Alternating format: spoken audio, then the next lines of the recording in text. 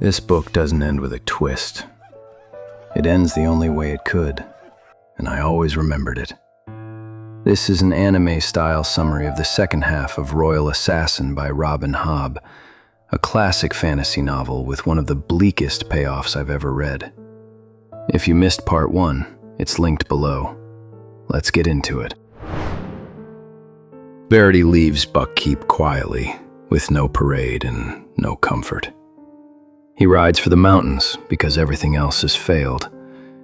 He is chasing the Elderlings as a last option, not a hopeful one.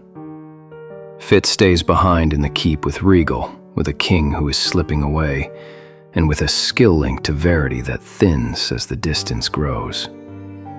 The war does not pause for Verity's absence. Bad news reaches Buckkeep late and ragged, carried by men who have nearly killed themselves and their horses to deliver it. A coastal holding is raided. Signal fires are lit. Birds are sent. The patrol ship that should answer never comes. Fitz hears the details before they reach the court. The warning system worked. The message got through. The response did not. Regal hears the report and does nothing. No ships launched, no riders sent, no emergency aid. He feeds the messenger, gives him sympathy in public, and then closes the door on the coast.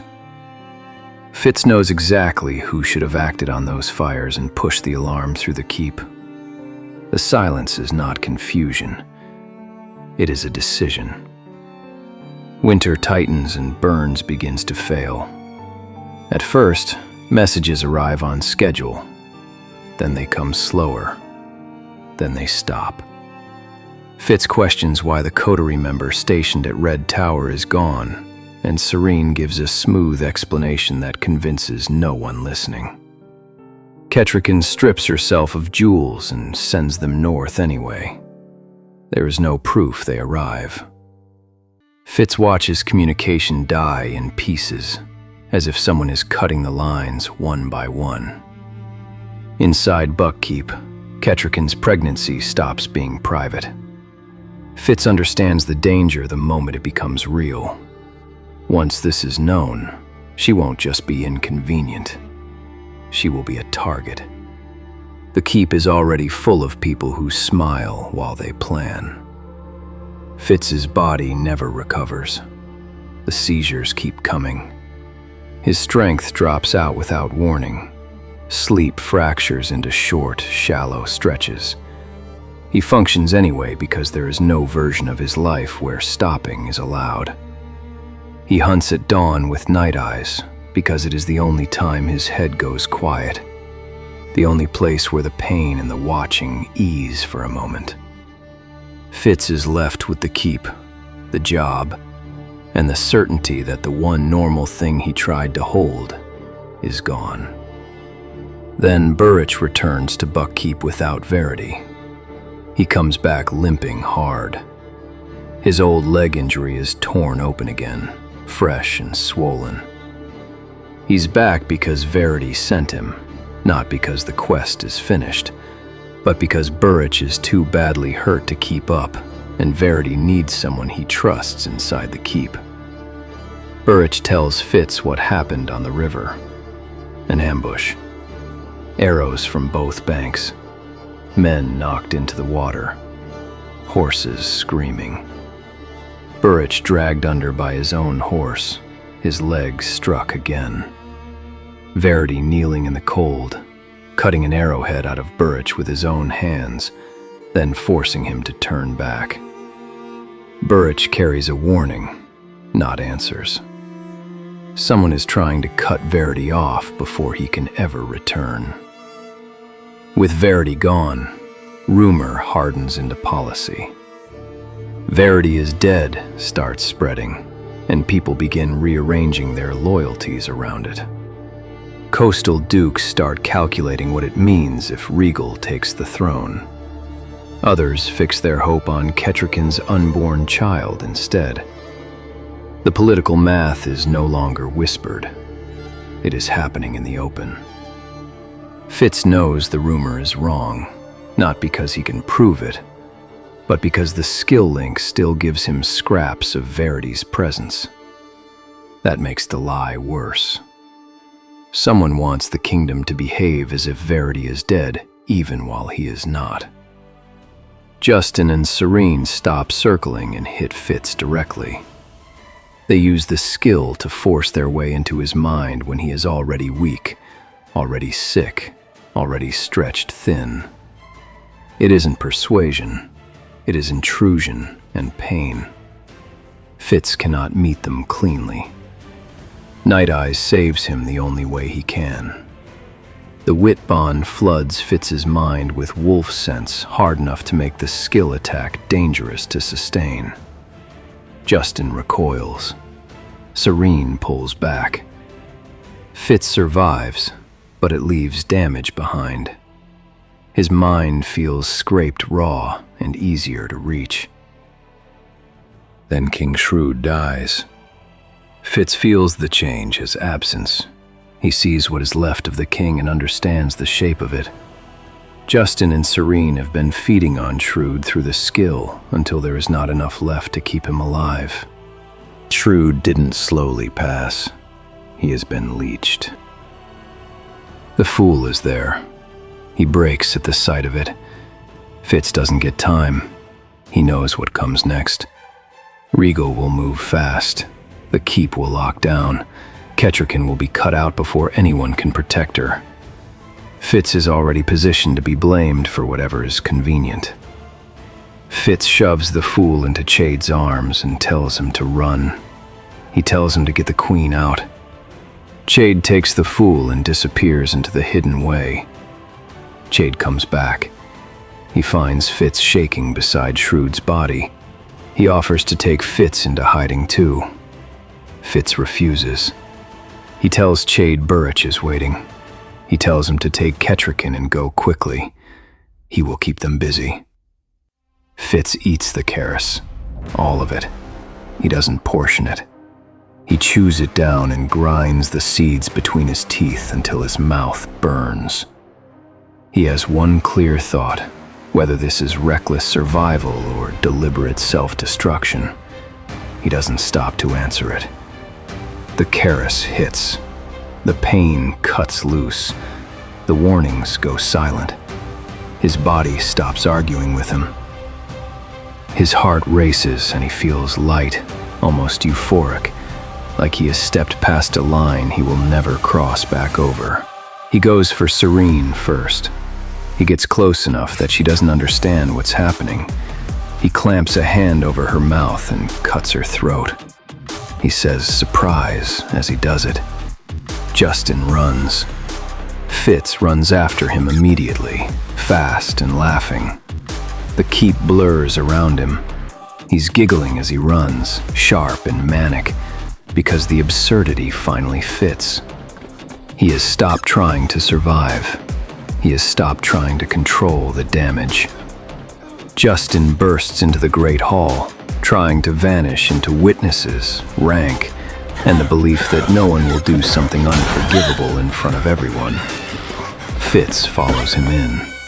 He catches him. He drags him down. He stabs him again and again in full view of the court. Justin squeals like a pig. Regal is there. Everyone is there. Fitz looks straight at Regal and laughs. He isn't escaping. He is crossing the point where there is no return, forcing the whole court to witness what it always pretends it does not use. They take Fitz alive anyway. The rush is gone. His body drops out from under him. He is beaten, chained, dragged through the keep, and thrown into a cell where cold replaces time and pain replaces thought. Guards haul him out for beatings, then throw him back. He can't sleep without jolting awake. He can't hold his thoughts without feeling them slide. Will comes with the skill. It isn't interrogation. It is pressure, again and again, pushing past Fitz's defenses, forcing fear and certainty into his mind, trying to get him to accept the story Regal needs. Regal wants Fitz broken in a specific way. He wants Fitz to show the wit in front of witnesses, or to drop his walls long enough for Will to get in and plant the confession. Fitz fights the real battle where he can, not in his bruises, in his head. He holds his walls up until his hands shake from the effort. The seizures start coming again, and he knows what that means. He won't be able to keep his mind closed through one. He won't be able to stop Will then. When he can, Fitz slips into Nighteyes. The wolf runs. The wolf hunts. The wolf breathes cold air and keeps moving. But it never lasts. A guard's footsteps, a key in a lock, a voice in the corridor, and Fitz snaps back into his own body on stone. Then Burrich is allowed into the cell. He reeks of tavern ale and cold air. His eyes are red. His grief is real, and it doesn't make him gentle. Fitz sees him, and for a heartbeat, thinks there is understanding and farewell in Burrich's face. Then Burrich spits full in Fitz's face. He snarls that Fitz stole his life. He tells him he should have died among beasts. He tells him exactly what Regal will do to him. Hang him over water, cut him up, burn him to bones. He mocks him for the wit. He tells him to turn into a rat and scuttle out. He tells him to lie down and die. Burrich turns away and leaves him there. The encounter hurts as badly as the beating. Fitz wipes the spit off his swollen face and sits on the stone bench a long time. Then he notices a small, dark pebble on the floor beside the cloak. It wasn't there before. He leans down and picks it up. It isn't a pebble. It's wet leaves wadded into a pellet that stung his chin when Burrich spat. A porcupine quill pins the outer leaf. Fitz unrolls it and smells the sticky brown wad inside. Carry me. A mountain herb. A powerful sedative and painkiller. Sometimes used to extinguish life mercifully. Fitz recognizes it immediately. So that's Burrich's parting gift. Lie down and die. And Fitz can't make it fit.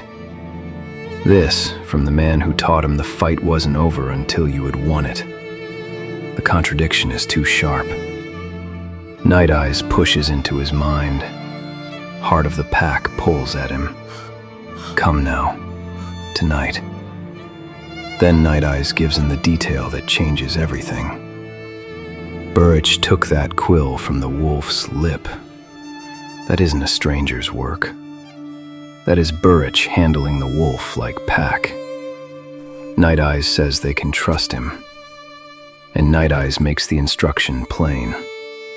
Lie down, be still. Still yourself and come with me as yourself. Eat what he gave you, only if you must. Only if you cannot come on your own. Fitz doesn't understand what Burrich is planning. He understands Burrich is not telling him to surrender to Regal. Fitz rewraps the carry me, pins it again with the quill, and hides it in his sleeve. Later, after another beating and with the next seizure closing in, Fitz lies on the bench and works his cuff into his mouth. He bites and sucks until the carry-me taste floods him. His mouth goes numb. His body slackens. His thoughts stop skittering. He lets go into the wolf. Snow, breath, a body that moves when it decides to move. Hunger that makes sense. The work of teeth and muscle. Night comes and the hunt is clean. Time passes the wolf's way. Meet, sleep, wake, hunt again. Frozen red flesh under snow. Crows waiting at a distance. Then the pull comes again, stronger. This is not a miracle. It is a brutal reanimation of damaged tissue. The process is excruciating. As Fitz's consciousness is dragged from the wolf and shoved back into a cold, scarred, and malnourished human frame, his nerves fire with the intensity of 1,000 burns. He did not want to return. He had found a state of existence without seizures, without politics, and without the crushing weight of the crown. By bringing him back, Burrich and Chade have ignored his silent plea for peace, choosing instead to repair the tool because the kingdom still has a use for it. Fitz is alive, but he is a broken man in a broken body, forced back into a war he already died to escape.